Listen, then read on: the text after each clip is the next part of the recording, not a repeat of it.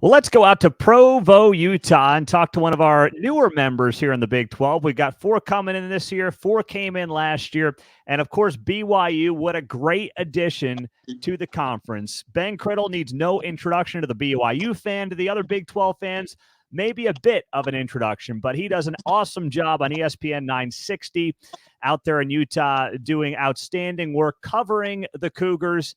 And if you want to know what's going on with the Cougars, Ben is your go-to man. I'm Pete Mundo, Heartland College Sports. Of course, we cover the Big 12 Conference.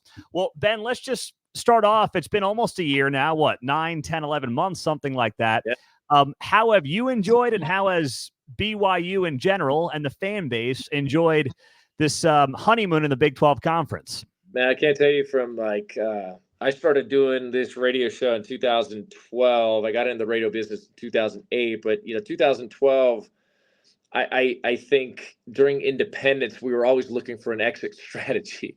And we always felt, at least me on my show, I always felt from a geographical and sociocultural standpoint, even from like a spiritual religious standpoint, I'm like, guys, we fit so much better into the Big 12 than we do the Pac-12 from a culture standpoint. And I was hoping, praying that this would come about for so long, and you saw the prior leadership vacillate and tinker and flirt, but never really put a ring on it. I think BYU was always kind of considered as a prospect of as far as addition and conference realignment addition was concerned, but I don't know if it was Texas, Oklahoma that ultimately put a kibosh on any sort of expansion.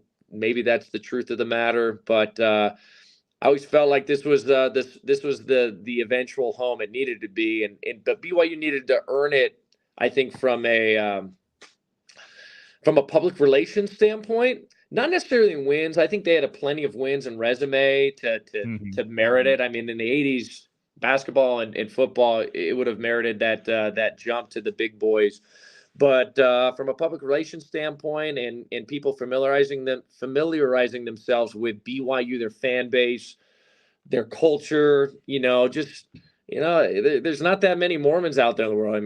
There's only like 17 million of them. So some people still look at it as kind of like this very odd faith, and so some people kind of stiff arm it. And so I think there was some work that needed to be done there, and then also from a merit standpoint, just showing enough value from a metric standpoint, viewership standpoint, the digital metrics, true viewership.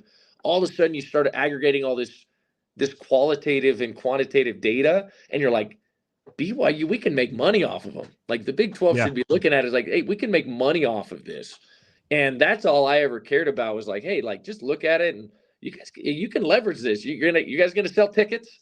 Trust me. Yeah. You may not sell beer at your in certain concessions at your stadiums, right? Those things you're not going to sell, but you're going to sell tickets. They're gonna show up to all the games. They're gonna travel well, and they're gonna watch. And you can leverage that if you're the Big 12 leadership, if you're the Big 12 universities. I think finally they decided to pull the trigger along with a few other teams. So it's been great. I think everyone's happy. BYU fans are just stoked. The football season was amazing. The basketball season was tremendous. Watching all these top 10 teams come into the Marriott Center. Are you kidding me? BYU fans are in love with the Big 12, and they're excited about the future. Well, we knew the football atmosphere was great, and I haven't gotten out there yet. I've got now 3 kids under 5 and 8-week-olds, so traveling is not on. Man. Thank you. Traveling's not on the short list right now. Things to do. But what blew me away is the basketball atmosphere on TV, and the people I knew who went to games and said that may be the most underrated college basketball environment in the country. Is that something BYU always had that people didn't really know about, or did the Big 12 bring a new element to that basketball atmosphere? You want to believe that BYU's always had a fantastic atmosphere. It's a massive arena. So, once upon a time in the 80s, it was definitely filled. When Jimmer was here, it was filled all the time. If you look at, I think, as far as attendance is concerned on the West Coast, BYU's typically in the top 5 year over year. So 13, 14, 15,000, that's consistent. But when you have ranked opponents coming in, you're going to get a sold out crowd. So I would say it's pretty consistent. in the teens there. People Mhm. show up. They love BYU basketball. They love BYU athletics. I mean, we get 5,000 at women's soccer. We get the Smith Fieldhouse sold out for volleyball. They're all unique and iconic venues where fans show up and they are loud and raucous, but yet polite. They don't use any sort of, I guess, curse words or anything like that. They'll like Keaton Slovis said, he got heckled by a bunch of sober BYU fans, and he heard things like "Keaton, you stink." I mean, you may hear some of those things, and so that's the type of crowd you get. But they are loyal, strong, and true. They come out and they support. Man, that's a consistent thing. So, but the Big 12 has added the cherry on top. Man, that Mhm. crowd was a whole lot more invested throughout the season. It was Yeah. amazing to watch. Yeah, it was awesome to watch from afar. Now, on the football side, I don't know if last year kind of met expectations, probably fell short in many respects, but there is a transition from the schedule that, BYU played to now the Big 12, although there was a lot of Pac-12 teams on that schedule. So how do you look at what needs to happen for the program to feel like, hey, we're competing in the top half and then eventually the top tier of this league for BYU year in, year out? What does that look like? I don't know what needs to happen. Um, I think BYU has to catch up from a probably an investment organizational design standpoint. I mean, during independence, they were investing. I Mhm. think our U.S. Department of Education numbers that we get, we're a private institution, so that that data isn't always readily available, but they do report it. I think to the U.S. Department of Education. And I think we were hovering in the 60, 70 million revenue, 80 million finally. I think we got up in the 2022, 2023 fiscal year is like 106 million. And so like we're getting there, and that therefore we were able to hire more personnel, more infrastructure, invest in more resources. But I think you need personnel to manage a program, and that's coaches, that's GAs, that's student assistants, that's analysts. We just haven't we're behind in that regard.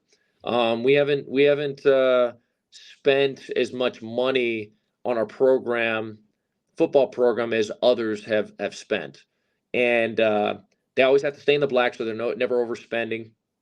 um, it's not the use it or you lose it mentality. Some of the state-run institutions, right? They're going to use Yeah. all of their resources at the end of the year. Similar to like small business owners, like, hey, how do we?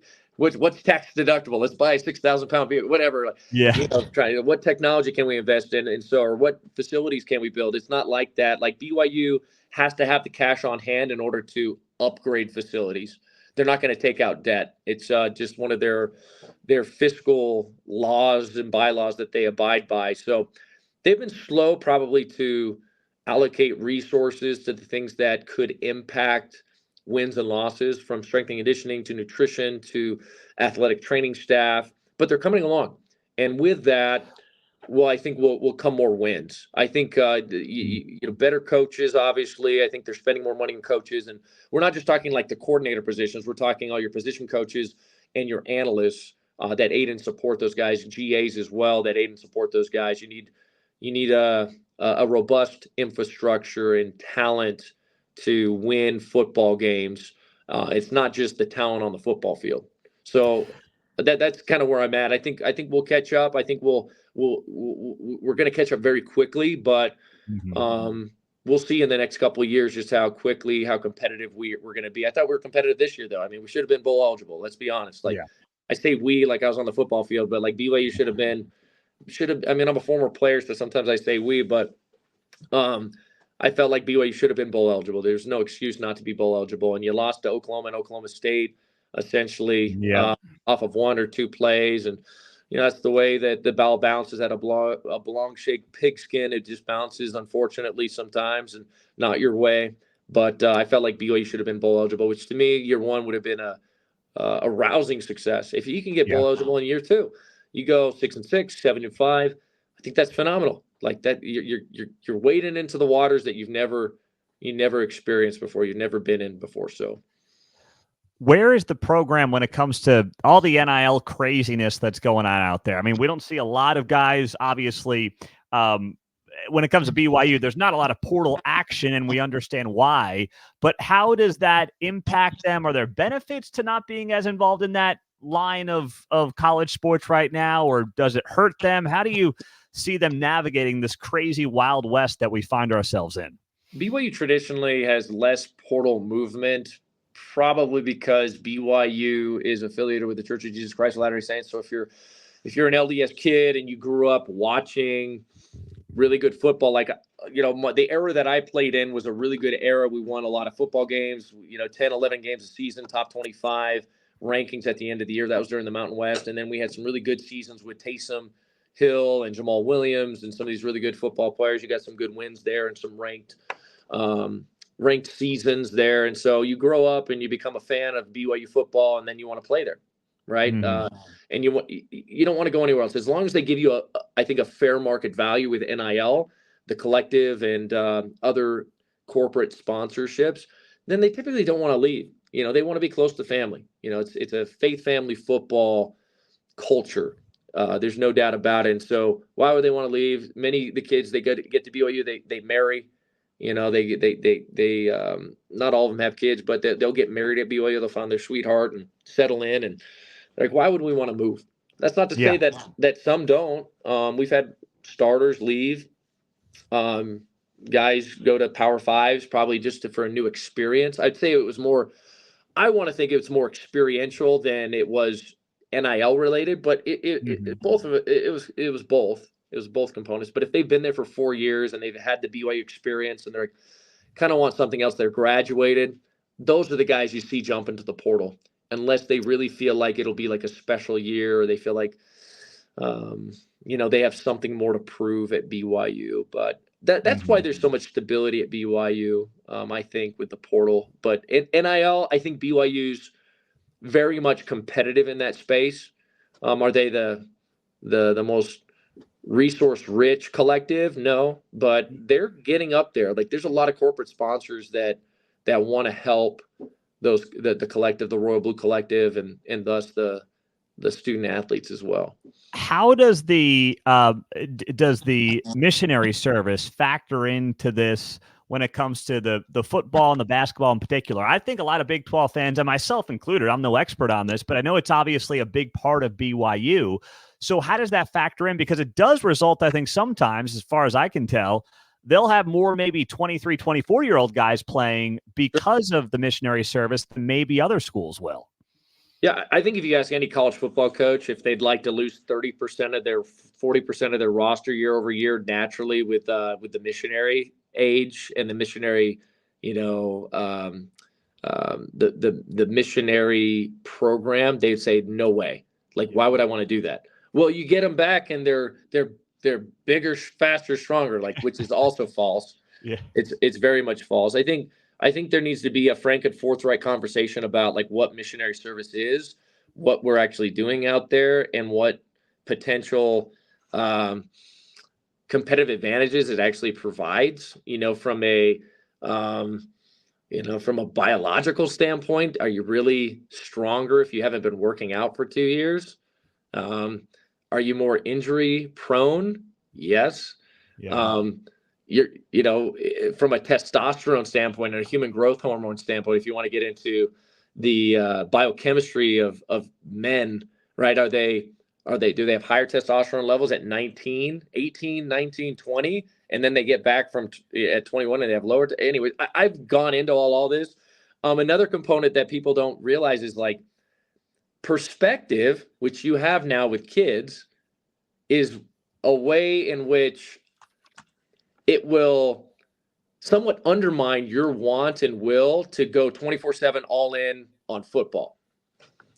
So you go out and serve, Jesus, and and you're out serving people, and you're not focused on football. It's not what your focus is at all. Like, I remember not wanting to work out because I felt like I was doing a disservice to God on my mission. I didn't do push-ups. I didn't do I would ride my bike around. We'd go contact. We'd interact and things. But that's the workout that I did. I was not lifting weights. I was not sprinting. I was not doing form run. I was not doing yoga. the most thing I did is I'd lay out my scriptures in front of me in the morning so I didn't fall asleep, and I'd read them, and I kind of bounce around, and I'd do some range of motion stuff. So, it's not a competitive advantage more often than not. I think there are outliers. There could be some kids that come back and maybe they were a late bloomer. Yeah. Maybe along the offensive line, it helps because maybe a kid that goes on his mission, he's 220 pounds, and he ends up being a preferred walk-on, and he develops into something bigger and stronger, and he just maybe gets that old man strength. Yeah. The proverbial old man strength. But it's funny, the perspective component's really interesting because, like, all of a sudden you gain perspective and you lose the will to want to compete because there's something bigger than football. You get married. I always say, like, marriages and missions are, and I don't want to be crass with this, but I've said it before on my airways, it's a figurative castration of your will to, like, just get out there and just beat the crap out of somebody. Yeah. I love dichotomous individuals that will cross the line and become warriors, right? And, like, fierce and competitive and killers, right? But they get off the field and they're supposed to be great husbands, great men, servants of God, and say all and do all the right things off the field. And that perspective sometimes can undermine, that want to, like, spend extra time at night, spend extra time after practice. You've gotten the text before after, a long, hard day's work. Hey, where are you? I got dinner ready. Where are you? Guys, I got to go. Sorry, I can't watch film. Sorry, I can't get an extra lift in. Sorry, I can't go eat with you guys, do some nutritional stuff. Sorry, I can't do range of motion with you. I can't do any modalities. I got to go home to my wife, right? So missions and marriages do that. But I will say the late bloomer, I mean, I was a late bloomer. I was a JUCO kid, and it probably benefited me, but I also came back and tore my hamstring, tore my adductors, tore my hip flexor, because you start squatting, cleaning, and pressing, and you create muscle imbalances. You're trying to catch up. And honestly, it takes probably a year for your body to get back into shape, especially if you've been out of the strength and conditioning room. There isn't a coach in college football that would sign up for it. Wow. I don't think there's a coach, like, because they'd be doing a whole lot more. They'd be sending guys out on Salvation Army missions, like, hey, you're gray shirting for us on your Salvation Army mission. Does that make sense? Like, there'd be a whole lot more gray shirts. They got to win now. They can't wait 3 years. They can't wait 4 years. A lot of these guys aren't even serviceable until 4 years after high school. They can't wait that long, right? No. So, but I do think there can be some benefits, but it's like, I mean, I had teammates that ruptured their Achilles coming off their mission, rupturing their ACLs. You talk about the neuromuscular lack of proprioception when you're coming back too fast. You start doing explosive movements. You have to really gradually ease yourself into those movements. You get into contact and you haven't been lifting for 6 months. Like, it can be a recipe for disaster and high injury rates. So just got to be careful. Yeah, that's crazy. Well, sorry, I didn't mean to go off on that, but I do think that it's a conversation that everybody wants to know about, and it's brought up every single game. And I'm like, I would love to talk about it more with all the fans. So I think it's great. And I think that Big 12 fans, our listenership and viewership is a lot of people that have no idea about any of that. So and I learned a lot there. That was fascinating. So it just changed the perspective on really, how you run the program. And obviously football is way harder than basketball. Now, basketball, if I told you 6 months ago, Ben, that you guys are going to have the season you're going to have and you're going to lose your head coach to Kentucky, what would you have said? Would you have called me nuts, or would you have said, maybe? I mean, I don't know whoever would have predicted this. I'll say this much. Like, I didn't expect BYU basketball to be as good as they were this last season. Yeah. Okay. Not at all. I thought we'd be middle of the pack, kind of like, if we got to, I don't know, if we were around 500, I think I was going to be happy. If we got to the NIT, I'd be elated, right? Like, hey, let's get the postseason play. The fact that we were as good as we were, top 25, Ken Palm efficiency ratings, always in the top 25, and made it to the NCAA tournament. Should have won that first game. I was elated. I was just like, when you're, I hate to say it, but expectations determine happiness in life. whether anyone wants to agree or disagree, like whether it's your relationship with your wife, it's like you set expectations, right? She's going to hold you to those expectations, right? And so that'll determine whether or not she's happy with you or not, unless you're meeting those expectations. So BYU completely overachieved this season. Now, that was surprising. Mark Pope leaving to Kentucky, to me, after a really good season such as this, is surprising, but not as surprising. And I'll tell you why. I knew from the beginning, when Mark Pope was at BYU the first time, and he dropped that video of hey, have you seen this video when he's at the Marriott Center? He's at the Marriott Center. And I think the Kentucky Wildcats are getting ready for the NCAA tournament, or maybe they're celebrating that special team that he was a part of. But he C-A-T-S, cats. I mean, I'm like, that dude, if given the opportunity, he's going to Kentucky. As soon as he has the opportunity, as soon as he has the cachet, as soon as he has the resume, he's doing it. Now, none of us thought that Cal was going anywhere. Yeah. So that when that domino fell and he went to Arkansas, I was blown away. I was like, wow. I said to myself, Mark Pope's going to be a top 5 with his season, okay? At BYU, he'll be a top 5 candidate. And the reason why he'll be a top 5 candidate isn't because BYU got to the NCAA tournament, or why he wouldn't be a candidate is, everyone's like, well, he hasn't won an NCAA tournament game, right? Like, I get that. But the rhetoric around BYU and BYU basketball is they recruit slow, white, unathletic basketball players. So if you get to an NCAA tournament, right, with BYU, shoot, like that's a huge thing. That's a big accomplishment. You shouldn't be going to NCAA tournaments. I think BYU has the most NCAA tournament appearances without going to a Final Four, which is an interesting stat in and of itself. So I thought that Mark would get the opportunity to at least be on a Zoom call because of his affiliation as an alum, and he's got so many power brokers within that community that love him as a team captain, as a hard worker. That dude is relentless. Mark Pope with unlimited resources is a dangerous Mark Pope, and that's what he's going to get at Kentucky. But I said on our show, if he gets an in-person interview, it's done. It's done. He is way too dynamic. He is way too much of an all-in, like 24/7, 365 guy. Like, he's going to pitch. He's going to pitch hard. If there are guys that don't want that job because it's a fishbowl, because it's going to be so hard, and it's a rebuild and the expectations are so high, he's coming in. He's like, yeah, we're Kentucky. This is what we do. As he said in his press conference, we put up banners. We win championships. That's what we're set to do. Yes. I knew he'd close the deal if he got a face-to-face, if he got that opportunity. He had a lot of momentum from his former teammates and certain power brokers within Lexington. That wasn't as big a surprise to me.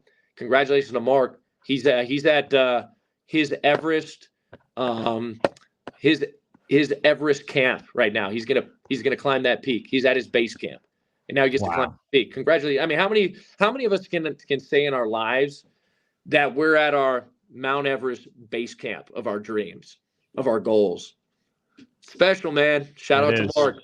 It is. Well, it's a great place, and BYU is lucky to have him. And you know what? Coach Young pulling for him as well, of course. Ben Criddle, you listen to him every day, ESPN 960, doing great work out there in Utah, joining us on Heartland College Sports. I'm Pete Mundo. Subscribe to the YouTube channel or, of course, on the podcast as well. Ben, we appreciate it, man. Thanks for being on the show, and we'll do it again down the line. Pete, my pleasure, my blessing, man. Thanks so much for having me on. Thanks for letting me pontificate a little bit today. Absolutely.